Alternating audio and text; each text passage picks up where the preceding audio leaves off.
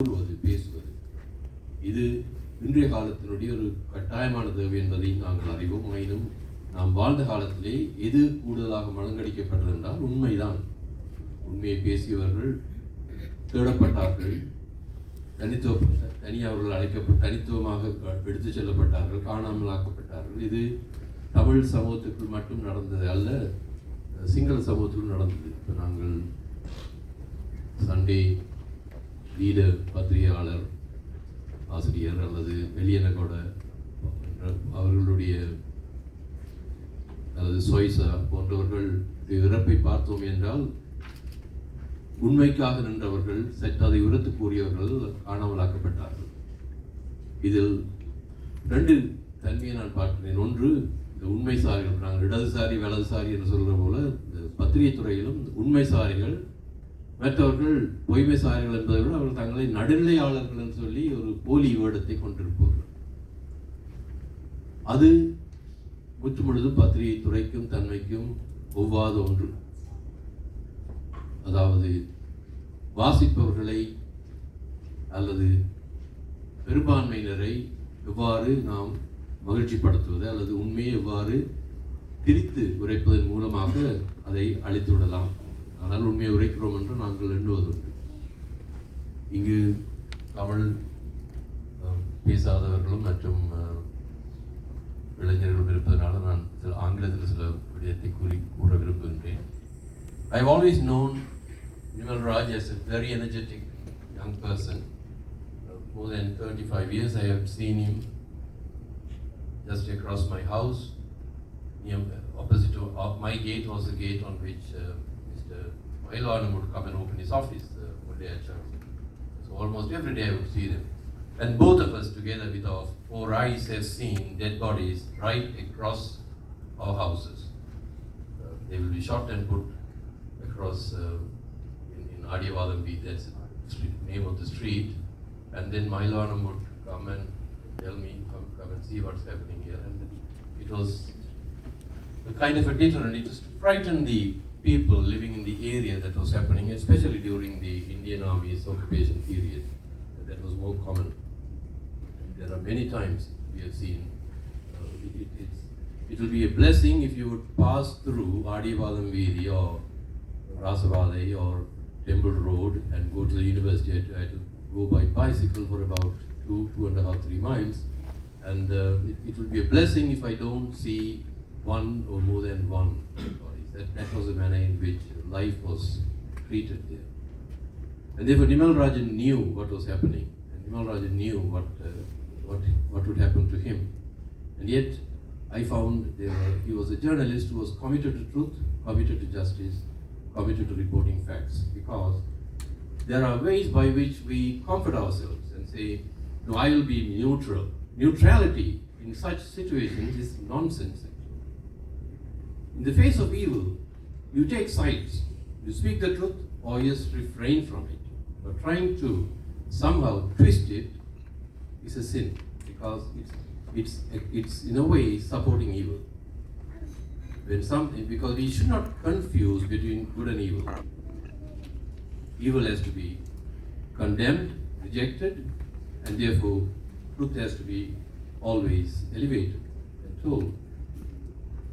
To hide under neutrality in a situation where there is obvious and objective evil, and to say that I will report in such a way as to not to take sides when a murder takes place, for example, that neutrality does not help.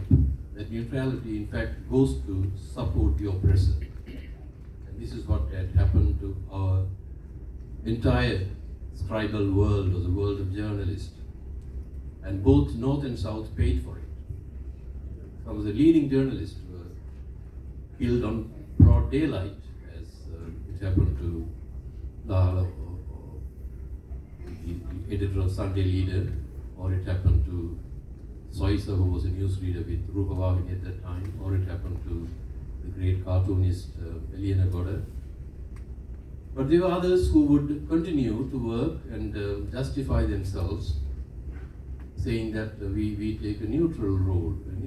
In a situation of selected, isolated forms of arbitrary killings and deaths, one cannot be neutral.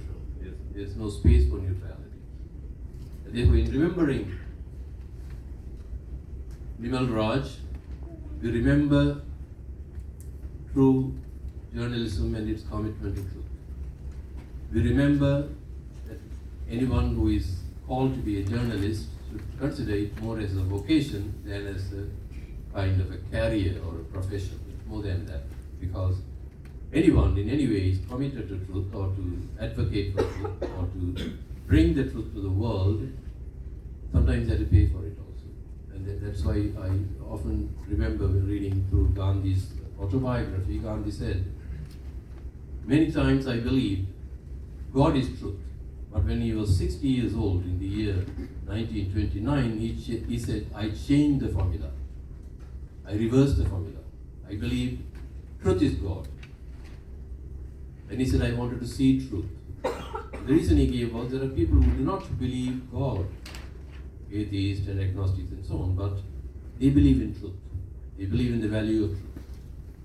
And those who believe in truth are, in terms of majority, they are more than those who believe in God, because truth is seen as a fundamental value. And he says his entire life was to search and to seek that truth.